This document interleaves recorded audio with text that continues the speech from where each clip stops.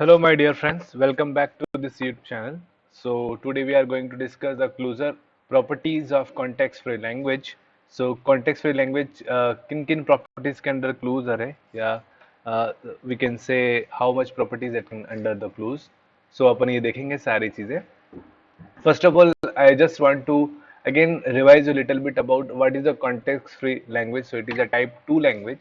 तो सबसे पहले अपन ने language पढ़ी थी we can say finite automata के अंदर regular language that is a type 3 language और भी अपन पढ़ रहे हैं type 2 language that is a context-free language और इस language में जो grammar होती है उसको अपन बोलते हैं context-free grammar और जो machine इसको एक्सेप्ट करती है और जो ऑटोमेटा होता है उसको बोलते हैं push down automata.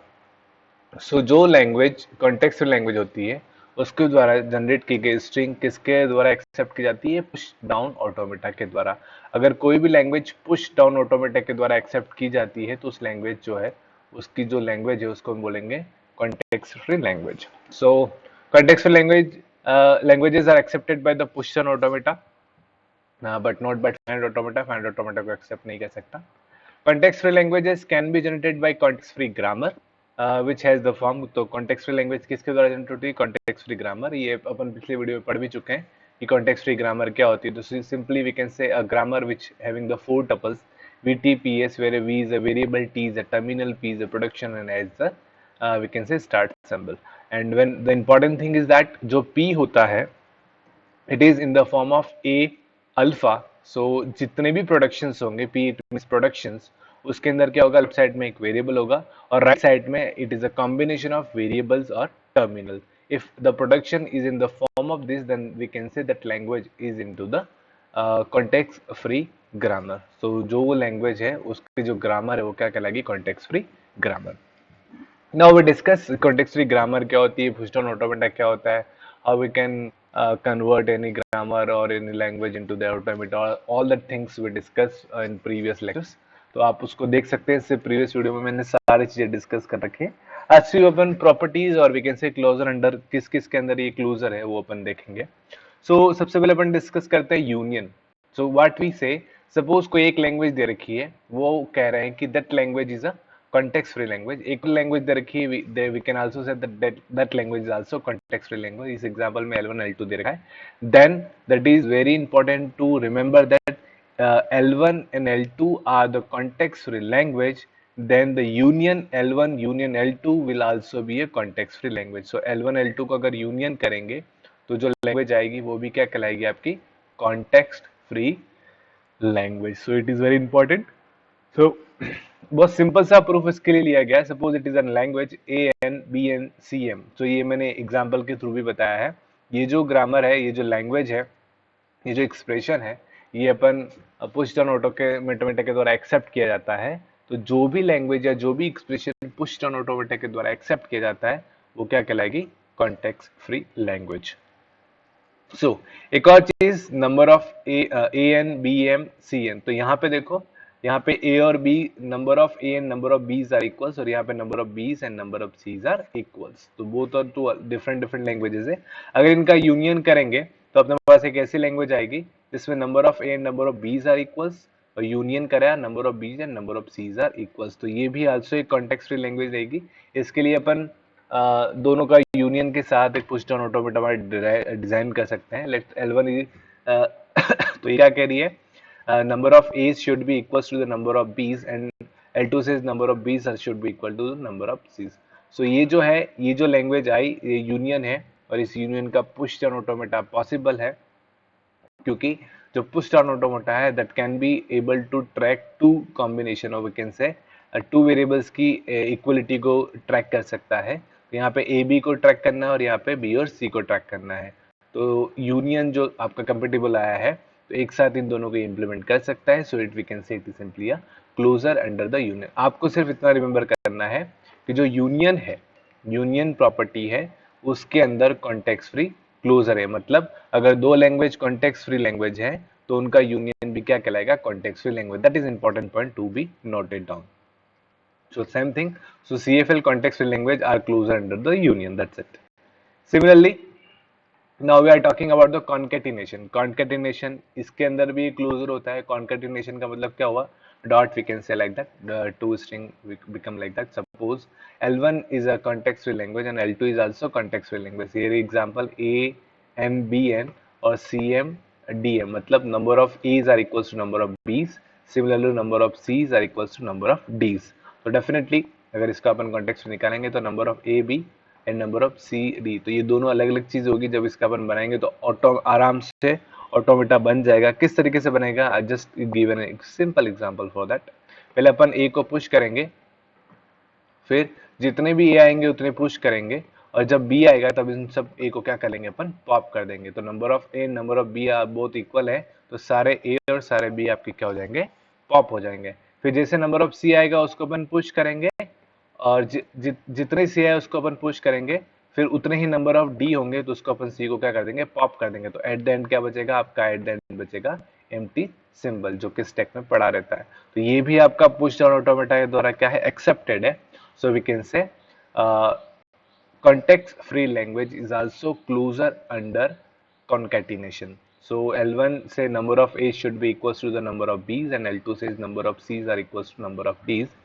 Their concatenation says first number of A's is equals to the number of B's, and then C's can be equal to the number of D's. So we can create a push automata with the first push A, then pop B, push C, then pop D. So definitely A मैंने अभी आपको बताया, A को push करो, then B को pop करो. Similarly जैसे ही B pop हो जाए, देन अगर सी आता है तो सी को पुश करो, डी को अपन क्या करेंगे, पॉप कर देंगे. So the thing is, remember, context free language is also closer under the concatenation. That is the point number 2. Now clean closure, what is a clean closure? If you having finite automata जो starting में हमने पढ़ाया था, अगर आप उसको देखेंगे तो सपोज स्टार जो होता है, number of possible cases, star it means power 0, power 1, power 2, power 3, power start with 0, 0, 1, 2, 3, 4, and any input string की जो पावर होती है वो 0, 1, 2, 3 स्टार से शुरू होती है, जिसको हम बोलते हैं clean closure. So let L1 भी तो कॉन्टेक्स्ट फ्री, अगर कोई L1 है उसको वो क्या है, कॉन्टेक्स्ट फ्री है, तो उसकी पावर 0, उसकी पावर 2, उसकी पावर 3, उसकी पावर 4, वो भी आपका क्या होगा, देखते हैं. कॉन्टेक्स्ट फ्री ए पावर में है, it my mistake of writing, it is a power of A to the power n and b to the power n. Okay, so a to the power n, b to the power n, same thing is here. So L1 is also context free language. ये भी context free language होगा. जब अपन L1 का star निकालेंगे, मतलब a to the power n, b to the power n का whole power करेंगे अपन, power 0 हो, चाहे 1 हो, चाहे 2 हो, चाहे 2 भी हो, वो सारी चीजें आपकी क्या कहलाएंगी, वो सारी आप. सो वी कैन सिंपली से, अगर a to the power n, b to the power n का होल पावर करेंगे, उसकी पावर चाहे 0 हो, चाहे 1 हो, चाहे 2 हो, जो भी हो, वो भी आपका क्या होगा, that is also a context free language. Simply we can say, so the language context free language is also closure under Kleene closure. So context जो कॉन्टेक्स्ट फ्री लैंग्वेज होती है वो भी क्लोजर होती है under the Kleene closure. So that is the third one property. First one is the union, third one is the concatenation, and fourth one is the clean closure. Now we will discuss fourth and fifth, intersection and complementation. So I already told you that intersection and complementation जो है वो उसके compatible नहीं होती है या उसके under नहीं होती है आपकी context free language. Let we have an example. Suppose L1 जो है और L2 जो है, दोनों context free languages हैं, तो their intersection need not be a context free language. तो उन दोनों का इंटरसेक्शन जो है ओपन नहीं कह सकते कि आपका कॉन्टेक्स्ट फ्री हो. For an example, suppose a to the power n, b to the power n, c to the power m, similarly a to the power m, b to the power n, c to the power n. ये दो languages हैं. ये आपकी पता है अपन को context free है, ये भी आपको पता है कॉन्टेक्स्ट फ्री क्यों, इसमें number of a and b's are equals हैं, इसमें number of b and c's are equals हैं. तो जब इनका इंटरसेक्शन करेंगे वो आएगा a to the power n, b to the power n, c to the power n. तो ये तीनों की number of a, number of b and number of c's are तीनों इक्वल है. तो इसको अपन कॉन्टेक्स्ट फ्री लैंग्वेज या पुश डाउन ऑटोमेटा से चेक नहीं कर सकते, बिकॉज पुश डाउन ऑटोमेटा से अपन कोई दो वेरिएबल की इक्वलिटी को चेक कर सकते हैं, दो वेरिएबल की इक्वलिटी को चेक कर सकते हैं. That's why we can say that it is not be a context free language. So if L1 is a context free language and L2 is a context free language, then intersection of L1 and L2 need not be a context free. Now point number 2 is that we can say point number 5th, complementation, या फिर से complementation क्या होता है? Suppose there is an intersection says both condition need not be true but the push और automata can compare only two. तो यहाँ पे तीन चीजें थी, ये सिर्फ two को compare कर सकता है. So it cannot be accepted by push down automata, hence not a context free. Similarly, complementation of the context free language L1, which will be uh, uh, we can say input star, we can say summation star. It means all possible cases minus L1. So it is a complementation of, मतलब किसी particular input A और B अगर input है तो उसके जितने भी possible cases हैं उसमें से L1 जो है उसके केसेस अगर अपन निकाल दें तो जो बचे हुए जो पॉसिबल केसेस हैं need not be a context free language. तो अपन नहीं कह सकते कि वो कॉन्टेक्स्ट फ्री हो. तो इंपॉर्टेंट चीज अपन को क्या नोट करनी है?